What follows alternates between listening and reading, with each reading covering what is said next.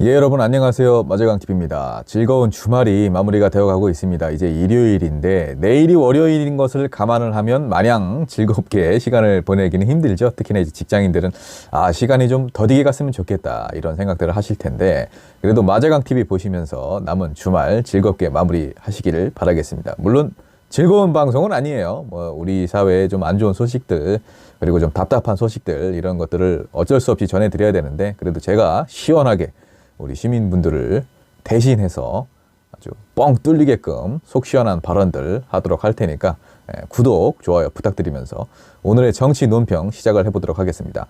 첫 번째 소식은 더불어민주당 이재명 대표 체포 동의안이 이제 27일 날 결정을 하는 거죠. 투표를 그때 하는 건데, 여당의 입장은 불체포 특권을 내려놔라, 방탄이다, 이런 입장이고, 야당의 입장은 물증도 없이 이렇게 하는 게 어딨냐, 명백한 야당 탄압이고 독재다, 이렇게 주장을 하고 있는데, 야당이라고는 했지만 사실 다른 야당들은 협조를 안 하고 있습니다. 민주당이 단독으로 싸우고 있고요. 어찌됐든 이렇게 이제 팽팽하게 맞서고 있는 상황인데, 대장동, 성남FC 후원금, 대북 송금, 쌍방울, 어느 것 하나 이재명 대표에게 자금이 흘러갔다든지 이재명 대표를 위해서 돈이 쓰였다는 어떤 명백한 그런 증거가 없는 상황에서 청구된 구속영장, 이거를 지금 이재명 대표 측이 민주당 표를 단속한다 어쩐다 하는데, 국민의힘은 더 하겠죠. 안 봐도 뻔합니다. 여러분, 국민의힘 소속 모든 국회의원들이 지금의 상황을 다 동의를 하겠습니까? 검찰의 이런 잘못된 수사들, 야당 탄압 아닐 거라고 생각하거든요. 그런데 저항을 하면 다 내쫓아버리니 두려워서 어쩔 수 없이 동의를 하는 척 하고 있겠죠. 오히려 표 단속은 국민의힘이 더 강압적으로 하고 있을 것이다, 저는 이렇게 보고 있고, 반대파를 다 숙청을 하다시피 했죠. 누가 무서워서 말이라도 하겠습니까? 그런데 민주당은 어떻습니까? 물론 이재명 대표에 반대하는 국회의원분들 있지만 그래도 지지고 뽑고 하면서도 어떻게 흘러는 가고 있죠. 저는 이 부분이 윤석열과 이재명의 결정적인 차이가 아닐까 싶습니다. 두 번째 소식, 이재명 대표가 더불어민주당 초선 의원들을 만나서 결백을 호소했다, 이렇게 지금 기사가 나왔어요. 민주당 내에서는 부결로 중지가 모아지는 것 같습니다. 며칠 전에 이제 민주당 초선 의원이 모인 워크숍, 거기를 참석을 해서 이제 이재명 대표가 검찰의 주장이 사실이 아니라는 것을 증명할 그런 증거들은 정말 차고 넘친다, 이렇게 자신감을 드러냈고, 민주당 일각에서는 이렇게 이재명 대표가 자신감을 드러냄에도 불구하고 불체포 특권을 버리고 영장실질심사를 받아야 된다, 그래야 국민들 앞에서 결백을 주장할 수 있는 거다, 이렇게 주장하는 분들이 있는데, 즉 법원의 판단에 따라야 한다 이거죠. 지금 말도 안 되는 얘기입니다. 이 얘기는요, 법원이 합리적이고 공정한 판단을 할 때 통용되는 얘기입니다. 곽상도 50억 무죄, 김학의 무죄, 도이치모터스, 권오수 회장 징역 2년, 집행유예. 이미 법원도 많은 국민들이 보기에는 편향적이고 공정하지 못한 판결을 내리고 있는데, 이걸 지금 포기하고 영장실질심사를 받아라? 무슨 심보인지 모르겠어요. 평상시에 이재명이라는 정치인에 대해서 다른 의견을 낼 수는 있어요. 그것까지 막을 수는 없죠. 당연히 민주주의 사회인데. 그러나 지금은 전시나 다름없는 사상 초유의 상황입니다. 이런 상황에서는 피하 식별은 해야죠. 세 번째 소식입니다. 금리. 윤석열 정부에서 계속 올렸는데 금리를 또 올리는 게 답인가? 이런 지적들이 또 나와요. 또 올려야 된다, 이런 주장도 나오는데, 사실 여러분 다들 알다시피 미국이 금리를 올리면 우리도 올릴 수밖에 없습니다. 따라서 올려야 되는 그런 부분도 있어요. 미국이 금리가 올라가면 그만큼 국내에 들어와 있는 어떤 투자금들, 투자자들이 미국으로 쏠리기 때문에 그 부분을 좀 방지를 하려면 어쩔 수 없이 우리도 금리를 같이 올릴 수밖에 없죠. 그렇게 안 되면 이제 외환이 부족이 되고 투자 침체 같은 것들, 이런 것들이 또 올 수가 있는 거기 때문에 어쩔 수 없는 건데, 그게 또 기축통화국의 권리이자 힘이죠. 우리가 기축통화국이 아니기 때문에 어쩔 수 없이 미국 달러에 의해서 움직일 수밖에 없는 것도 있어요. 근데 시중에 돈이 많이 풀리면 소비가 늘어나고, 그렇게 되면 자연스럽게 이제 물가가 오르죠. 그 물가를 잡기 위해서는 금리를 올릴 수밖에 없는, 어느 정도 이제 자금을 좀 회수를 해야 되니까, 이런 부분들이 우리가 알고 있는 이 경제 원리 중에 하나지 않습니까? 그런데 지금은 금리를 올렸는데도 물가가 잡히지 않는 상황이죠. 금리를 또 주구장창 올려대면은 그것이 만약에 장기화가 되면은 기업들이 인적, 물적 투자에 망설이게 되죠.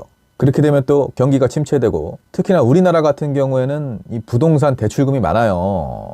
아파트 대출금이 다들 있다 보니까 금리가 오르면 그만큼 소비 심리도 위축이 되죠. 그러면 자연스럽게 이제 그것이 경기 침체로 이어지는 그런 악순환인데, 이렇게 되면 또 중앙은행에서는 금리를 다시 내립니다. 그리고 또 경기가 과열된다 싶으면 금리를 올리고, 뭐 이런 순환 구조라고 볼 수가 있죠. 근데 윤석열 정부는 지금 국제 상황에 따라서 금리를 이제 따라서 올려왔는데, 그 부분까지는 뭐 어쩔 수 없었다고 쳐도 서민 경제가 파탄 직전인 상황에서 더욱이 또 우리나라는 가계대출 비율이 굉장히 높습니다. 이런 상황에서 금리를 또 올린다? 결국엔 서민들과 중소기업들만 힘들어질 수밖에 없는 이런 상황인데, 정부가 경제를 어떻게 빨리 회복을 해야 돼요. 그런데 지금 정쟁만 하고 있는 이 상황이 참 답답합니다. 지금 뭐 이재명을 구속해야 된다, 김건희를 방어해야 된다, 이런 거에 몰두할 시간이 없거든요. 하여튼 금리를 올리는 것만이 답은 아닌데, 어떻게 이 윤석열 정부가 해결을 할지 뭐 지켜봐야 될 것 같습니다. 큰 기대는 안 하지만요. 네 번째 소식 전해드리겠습니다. 한일 외교장관, 우리는 외교부 장관이고 일본은 이제 외무상인데 미네엔에서 회담을 했어요. 강제징용 배상 관련해서 논의를 했는데, 일본 제철, 미쓰비시 중공업, 배상을 해줘야 되는 이런 전범 기업들이죠. 전쟁에 어떤 책임이 있는 이런 기업들이 피해자들에게 진심 어린 배상을 해줘야 되는데 안 해주죠. 지난번에는 일본 기업들 대신에 우리가 대신 피해자들에게 배상을 해주겠다, 이렇게 해서 난리가 났었죠.